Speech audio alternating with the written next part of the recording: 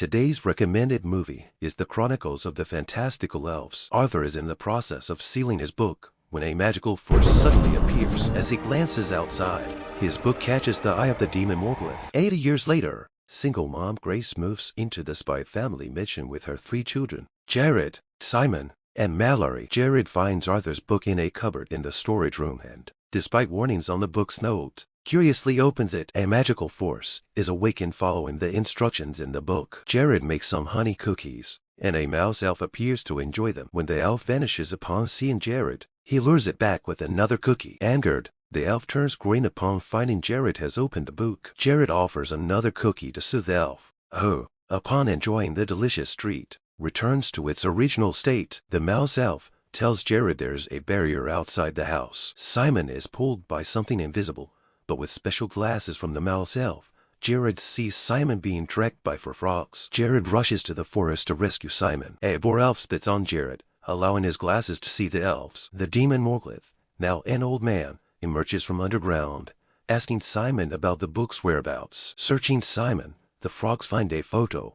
Realizing their mistake, Mograth releases Simon. Simon's leg is bitten by a frog. Jared pulls Simon into the barrier. Mallory senses something around her and finds green liquid on her sword. Using Jared's glasses, Mallory sees many frogs attacking her. Jared pulls Mallory into the barrier. More frogs approach, but the green mouse elf stops them from opening the book. Mallory brings a bottle of honey, and the mouse elf returns to its original form after drinking it. Jared and Mallory decide to throw the book into the fire pit to burn it, but a crow is blocked outside the barrier. The cursed book cannot be burned. Seeing their grandmother's portrait, they decide to seek her help. The mouse elf gives them a key to the city. Inside the underground passage, a giant mole elf is chasing Jared and Mallory. A mole elf, just crawling out of the sewer, is hit and killed by a car. In the senior apartment, they find Grandma Jones. Jones introduces them to the flower elf she cares for. She tells them about their father Arthur and the elf story. Arthur planted a ring of mushrooms around the house to keep the elves out. Unaware of the barrier's existence,